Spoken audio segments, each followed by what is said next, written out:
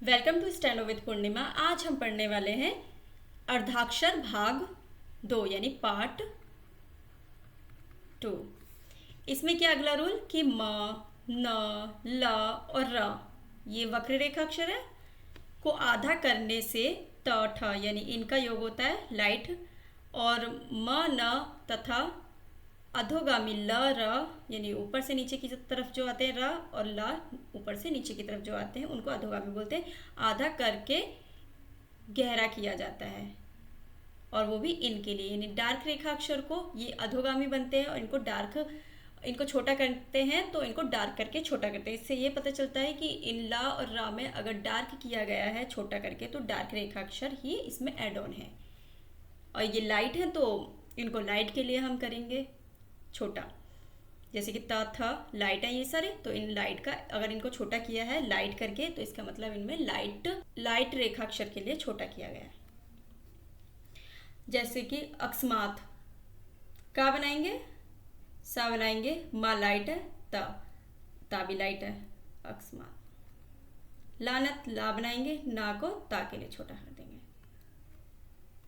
अहमद हा बनाएंगे, माँ को दा के लिए छोटा कर देंगे। नाटक ना को टा के लिए छोटा करेंगे और का बना देंगे नाटक। अगला है जिन शब्दों में आधे रेखाक्षरों का स्पष्ट बोध नहीं होता उनको वास्तविक पूर्ण लिखा जाता है। मतलब कि जिन रेखाक्षरों को कोई ऐसी रेखाक्षर होती है जिनको अगर हम आधा करना चाहें तो लेकिन उनमें पता नहीं चलता है कि वो उसमें कोई और ऐड है या नहीं है, तो ऐसी रेखाक्षर को हम पूरा लिखते हैं। जैसे एग्जाम्पल है भगत। अगर हमने लिखा भ और गा बनाया तो ये ऐसे लगेगा कि मतलब इसमें सिर्फ ये भा बना हुआ है, गा तो है ही नहीं इसमें, तो ऐसी रेखाक्षरों को हम क्या करते हैं पूरा लिखते हैं। भगत। मिनट मनट मिनट। लागत लगत। भटकना भटकना।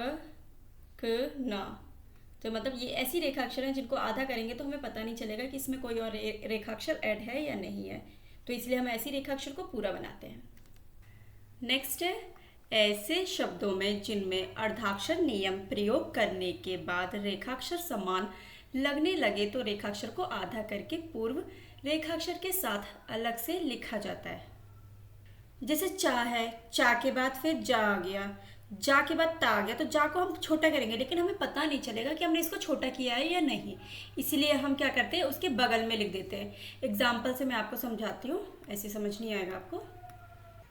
जैसे मान लो चर्चित, चा में रा का अंकुश लगाएंगे, चर, इसके बाद चा बनाएंगे और फिर ता के लिए छोटा करेंगे इस तरीके से, तो समझ नहीं आएगा इसमें दूसरा चा है या नहीं, छोटा किया है या नहीं। ऐसा लग रहा है कि चा में रा का अंकुश है और लाइन से कट है, तो इसलिए हम ऐसे नहीं बनाएंगे, ये गलत होगा।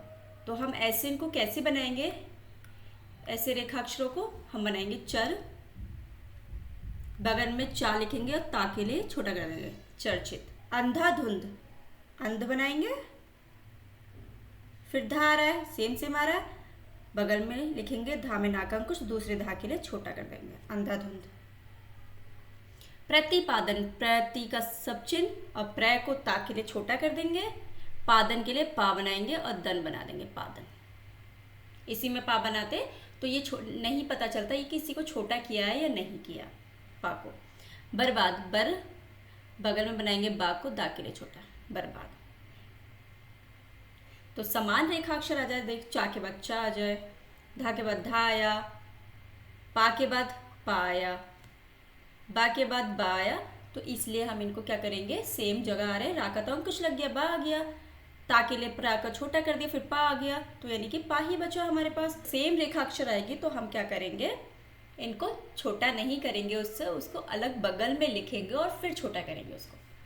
अगला है यदि आधा किया जाता है, मतलब कोई भी रेखाक्षर है उसमें स्वर है थर्ड प्लेस का, तो उनको क्या करते हैं हम लाइन से कट नहीं करते। मतलब लाइन से जैसे हम थर्ड प्लेस के स्वर को ई ऊ को स्वर लगा हो किसी रेखाक्षर पे और उसको हम लाइन से कट करते हैं, लेकिन हम इसमें ऐसा नहीं करते, लाइन से कट नहीं करते, इसको लाइन पर ही लिखेंगे, लेकिन इनकी जो प्लेसेस होंगे स्वर लगाने की वो हम इनकी जगह पे ही लगाएंगे, फर्स्ट प्लेस सेकंड प्लेस। जिस तरीके से जिसमें लिखा चित, चा में चा बनाएंगे ता के लिए छोटा ई का स्वर चित।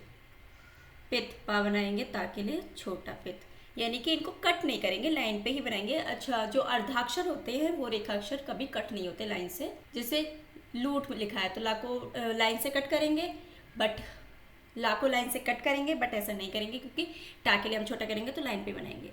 लूट, ऊ का स्वर लगा देंगे। मीट, माँ बनाएंगे, टा के लिए छोटा, ई का स्वर। इस तरीके। तो अगर आपको कोई भी डाउट होता है तो प्लीज़ कमेंट करके ज़रूर बताएं।